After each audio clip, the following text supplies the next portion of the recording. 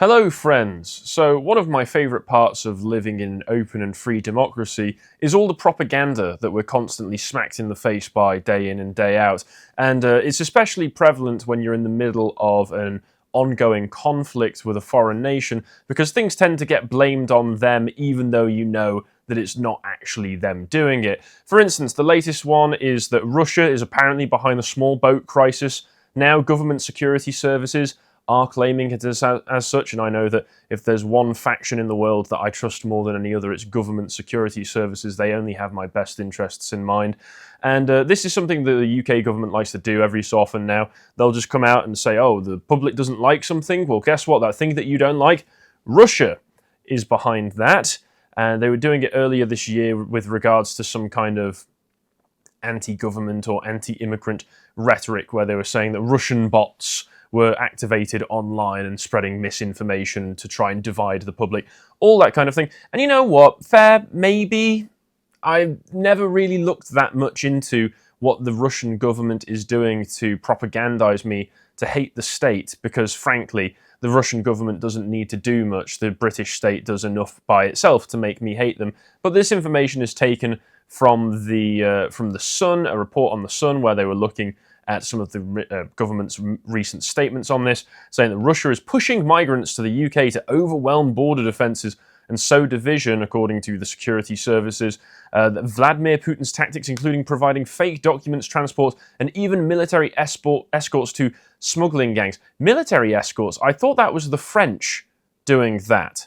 And then our border defence bringing them over the rest of the way when they're about halfway through the channel. Fake documents, I'm pretty sure it's Albanian gangs and other kinds of other types smuggling them over the channel who do that kind of thing. Everything is Putin's fault, whether it sounds sensible or not to blame it on Putin. Maybe he is. You know what? Maybe he is. In which case, why is it only a problem when Russia does it? Before then, I thought that we were trying to take in people who were smuggling themselves across the channel because they were fleeing from persecution, because they were trying to make a better life for themselves, blah-de-blah-de-blah. We're supposed to be an open, democratic, tolerant, accepting society. So why is it all of a sudden a crisis and bad when Putin does it? Because I'm pretty sure it's always been bad and a crisis and something that we have been wasting billions of pounds on every single year so that we can put up a load of vagrants in our 5-star hotels.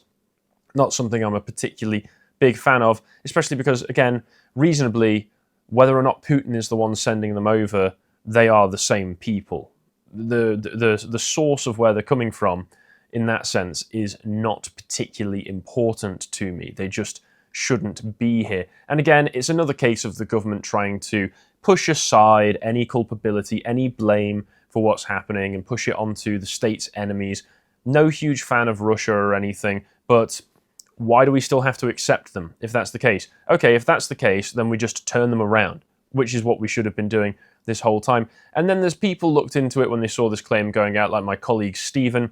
He was posting using information from Frontex, saying that actually if you check the border crossings from January to December of last year, 2024, and where these people were entering the country from, the routes that they were taking, it doesn't seem to line up with the routes that would be most convenient for people coming from Russian borderlands and the Ukraine and other places. For instance, in this Sun article, they talk about how I think it's Polish officials have decided to stop taking in anybody coming from around Belarus, from that territory. So they've anybody coming in from there is immediately stripped of asylum rights, which is, I think asylum rights are bunk in the first place.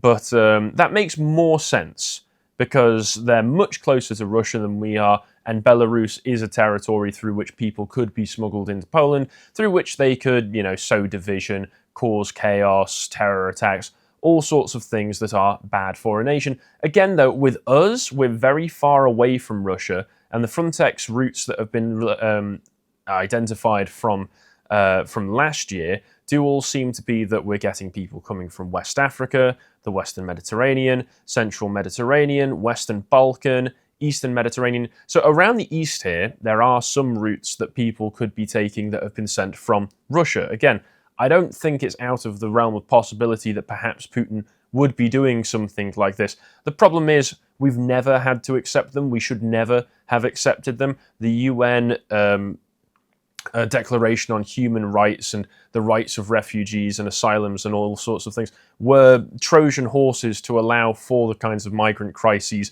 that we have going on in the first place. And again, this is all just a drop in the bucket anyway compared to legal migration, which is the real force that is overwhelming our country. While we do have far too many people coming in through illegal routes, the fact that we're still getting, I guess we'll see when the government this year publishes the figures for the past 6 months or so, or the past year, we'll see, but typically over 1 million gross people coming into our country every single year. That is the real problem that is overwhelming our country. And until the government does something to stop that and begin to remigrate and repatriate people who shouldn't be in this country en masse, I'm talking mass numbers of people, until then, if Putin wants to send a couple of thousand people over into this country, whether it's true that he is or not, it's just a drop in the bucket.